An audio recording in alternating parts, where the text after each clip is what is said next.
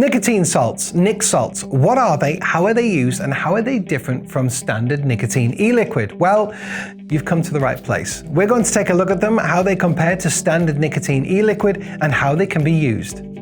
Nicotine salts, or salt nicotine as it's also known, is naturally formed in leaf tobacco and has had a few more tweaks along the way compared to standard nicotine e-liquid or free-base nicotine that most of us are used to. It's taken longer to get to this stage of availability to the consumer, as rather than the process of free-base, which produces a nicotine with a high potency, salt nicotine has had to go through that extraction process from leaf tobacco and all the testing and development on top. It's processed with benzoic acid, which works in a number of ways. Firstly, it helps the salt nicotine to be absorbable like free-base nicotine. It also allows salt nicotine to vaporize at a much lower temperature than it would naturally. And finally, it lowers the pH levels to provide a much smoother throat hit.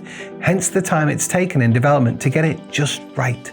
Essentially, this all adds up to the feeling of a much higher nicotine strength, if that's what you're looking for, to get that nicotine hit you had with cigarettes and tobacco without the need to push your tank all the way up and vape twice as much to get it.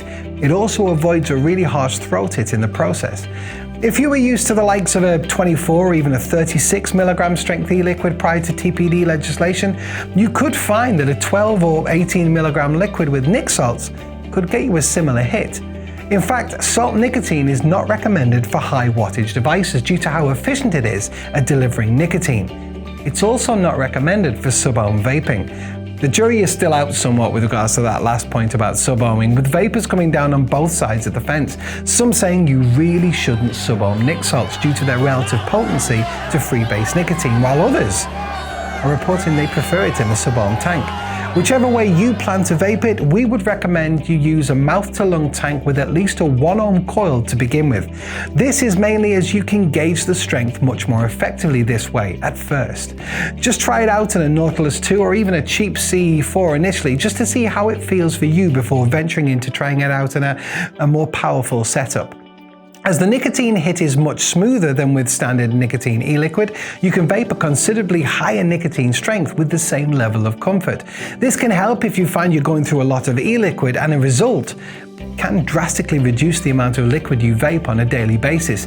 With that said, when you first start vaping nic salts, it's good to think back to when you first started vaping. Without the visual cue of a cigarette burning close to the filter to tell you you've finished smoking, most first-time vapers will vape too much initially and get that horrible nicotine headache combined with a little nausea. You remember that? Well, this same feeling can return to even an experienced vapor when switching to salt nicotine.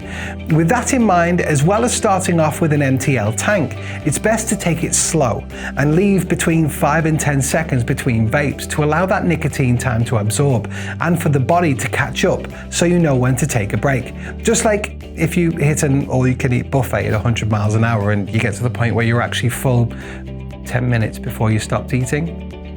Hey, we've all been there. There's no judgment here. Just take it slow at first. Finally, if you're used to mixing your own e-liquid with free-base nicotine, the numbers are going to be different. The standard nicotine e-liquid for mixing is 18 milligram strength. Nic salts is 20 milligram. They're just being awkward, aren't they?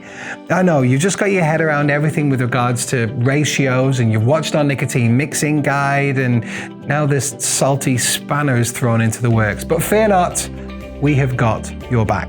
Just like with the nicotine mixing guide video, here's the breakdown you'll need for mixing your e-liquid with 20 milligrams salt nicotine. Bear in mind that just like free-base nicotine, salt nic can come suspended in VG, PG, or 50-50. Taking a look at the table, to get a 3 milligram strength in 10 milliliters, you'll need to add 1.5 mils of nic salts.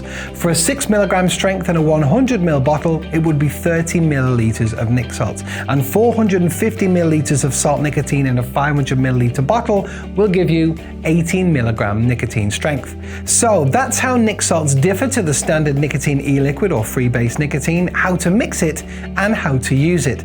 If you need any more help with anything to do with vaping, including mixing, coils, tanks, anything, make sure you're a member of our Vapors group on Facebook. There's a link to the group, that nic salts mixing guide, and everything we've discussed in this video in the description below. As always, thanks so much for watching. I'll see you on the next one.